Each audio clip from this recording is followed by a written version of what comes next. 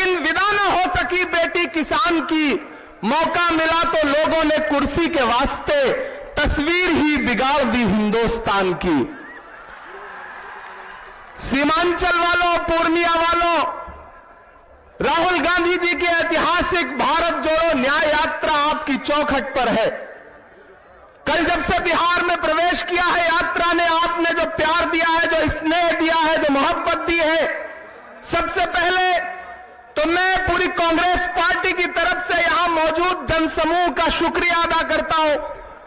बिहार प्रदेश अध्यक्ष अखिलेश सिंह जी, हमारे सचिव प्रभारी अजय कपूर जी, सीएलपी शकील साहब, इन सब की तरफ से आपका शुक्रिया अदा करता हूं। और आपसे इतना कहना चाहता हूं मेरे भाई, अगले 3-4 मिनट आपसे बातचीत करूंगा।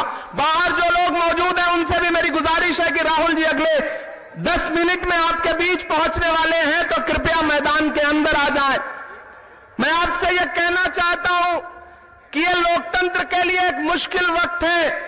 दिल्ली में बैठे हुए लोकतंत्र के लुटेरे हर दिन लोकतंत्र को लूट रहे हैं।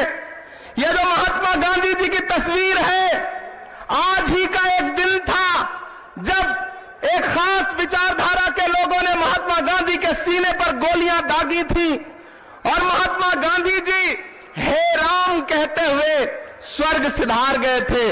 मेरे भाई, जो माहौल उस वक्त बनाने की साजिश की गई थी, आज भी लगभग लड़ाई वैसी ही है विचारधारा की। आज आने वाले दिनों में आपको यह तय करना है कि दिल्ली की गद्दी पर गांधी को मानने वाले बैठेंगे या गोडसे को मानने वाले बैठेंगे। मैं तो अलग ऐलान यहां खड़ा होकर कह रहा हूं कि यह किसने कहा आपसे आंधी के साथ हूं, मैं गोडसे के दौर में गांधी के साथ हूं। मैं राहुल गांधी जी की यात्रा का गवाह रहा हूं, भारत जोड़ो यात्रा से लेकर के भारत जोड़ो न्याय यात्रा तक। मैंने देखा है राहुल गांधी जी को 4000 किलोमीटर पैदल चलते हुए, मैंने देखा है उनके पांव के छालों को। एक यात्रा पूरी हुई कन्याकुमारी से कश्मीर तक, और फिर उन्होंने बीड़ा उठाया कि हम मणिपुर से मुंबई तक 6500 किलोमीटर से ज्यादा का सफर तय करेंगे, 6700 किलोमीटर का। मेरे भाई, एक बात आपको समझनी है कि जो दिल्ली में बैठे हुए लोग हैं वो कितने शातिर हैं कि जैसे ही बिहार में यात्रा प्रवेश करने वाली थी कि बिहार में एक बार फिर से लोकतंत्र को लूटा गया। एक साहब फिर से पलट गए।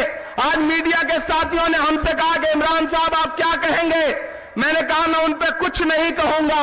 अगर आपको लगता है कि मुख्यमंत्री जी फिर से पाला बदल के उधर चले गए और वो हरकत हमारी भारत जोड़ो न्याय यात्रा को रोक लेगी, तो आप गलतफहमी के शिकार हैं। कल से हम देख रहे हैं किशनगंज में जब से यात्रा ने प्रवेश किया है, अररिया पहुंचने तक और आज पूर्णिया पहुंचने तक पूरा सीमांचल कांग्रेस के रंग में रंगा हुआ नजर आ रहा है। ये जो 3 रंग हैं कांग्रेस पार्टी के झंडे में, ये जो दरअसल 3 रंग है, यही इस देश का नसीब है, यही इस देश का मुस्तकबिल है।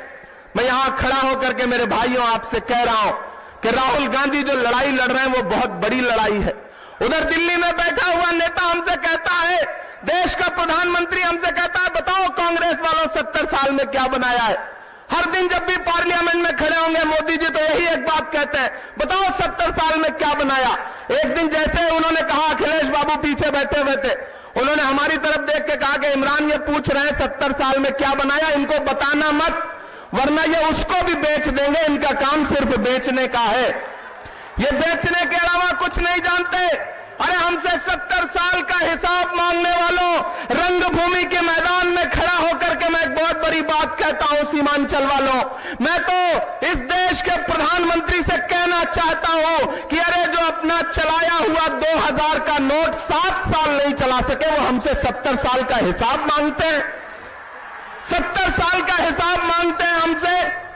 हम तो राहुल गांधी जी के साथ खड़े हैं, कल उस गांधी के साथ खड़े थे, आज इस दौर के गांधी के साथ खड़े हैं जो चल रहा है मुसलसल न्याय के लिए, इंसाफ के लिए, हक के लिए।